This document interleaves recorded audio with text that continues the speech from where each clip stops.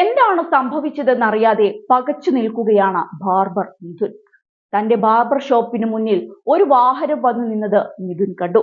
പക്ഷേ എന്താണ് സംഭവമെന്ന് മാത്രം മിഥുന് മനസ്സിലായില്ല.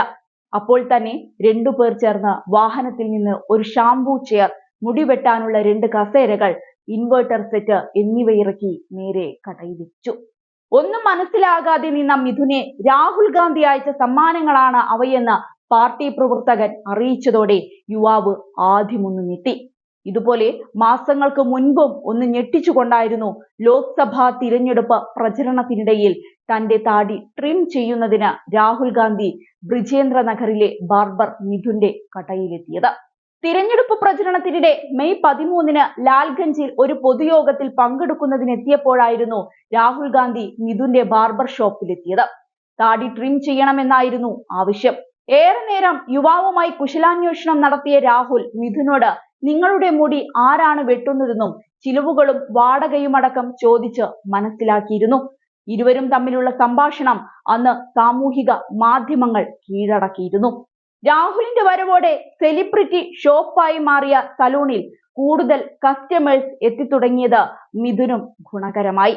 രാഹുൽ ഗാന്ധി എത്തിയതിനു ശേഷം കടയിൽ തിരക്ക് കൂടിയിട്ടുണ്ടെന്ന് മിഥുൻ ഒരിക്കൽ പറഞ്ഞിരുന്നു. ഇതിനു പിന്നാലെയാണ് 3 മാസങ്ങൾക്കിപ്പുറം അപ്രതീക്ഷിത സമ്മാനങ്ങളുമായി മിഥുനെ വീണ്ടും രാഹുൽ ഗാന്ധി ഞെട്ടിച്ചത്. വിവിധ ജനവിഭാഗങ്ങളിലുള്ളവരെ സന്ദർശിച്ച് അവരുടെ പ്രവർത്തനങ്ങളും ആവശ്യങ്ങളും ചോദിച്ചു മനസ്സിലാക്കി അവർക്ക് പിന്തുണയും പ്രോത്സാഹനവും നൽകുന്ന രാഹുൽ ഗാന്ധിയുടെ പ്രവൃത്തി കോൺഗ്രസ് പ്രവർത്തകർക്ക് അഭിമാനവും പ്രചോദനവും നൽകുന്നുവെന്നാണ് കോൺഗ്രസ് വക്താവ് അൻഷു അവസ്തി പറഞ്ഞത്. അതേസമയം ഇത്തരം സംഭവങ്ങൾ ആദ്യമായിട്ടല്ല നടക്കുന്നത്. രാഹുൽ ഗാന്ധി ചെരുപ്പ് തുന്നുന്ന ചിത്രം സോഷ്യൽ മീഡിയയിൽ വ്യാപകമായി പ്രചരിച്ചിരുന്നു. ജൂലൈ 26-നായിരുന്നു സംഭവം. ഒരു ചെറിയ കടയിൽ കയറി രാഹുൽ ചെരുപ്പ് തുന്നുകയായിരുന്നു. ഈ സംഭവത്തോടെ റാം ചേത് എന്ന വളരെ സാധാരണക്കാരനായ മനുഷ്യന്റെ ജീവിതം തന്നെ മാറി മറിയുകയായിരുന്നു. ഉത്തർപ്രദേശിൽ റോഡരികിലെ ചെറിയ കടയിലിരുന്ന് വർഷങ്ങളായി ചെരുപ്പ് തുന്നുന്ന റാം ചേതിനെ കാണാനും സെൽഫി എടുക്കാനുമൊക്കെ നിരവധി പേരാണ് രാഹുൽ വന്നുപോയതിനു ശേഷം എത്തിയത്. എല്ലാം രാഹുൽ വന്നുപോയതിനു പിന്നാലെ സംഭവിച്ചതെന്നാണ് അദ്ദേഹം പറഞ്ഞത്. സുൽത്താൻപൂരിലെ കോടതിയിൽ ഹാജരായി വരുമ്പോഴാണ് വഴിയിലെ ചെരുപ്പ് തുന്നുന്ന കട രാഹുൽ കണ്ടത്.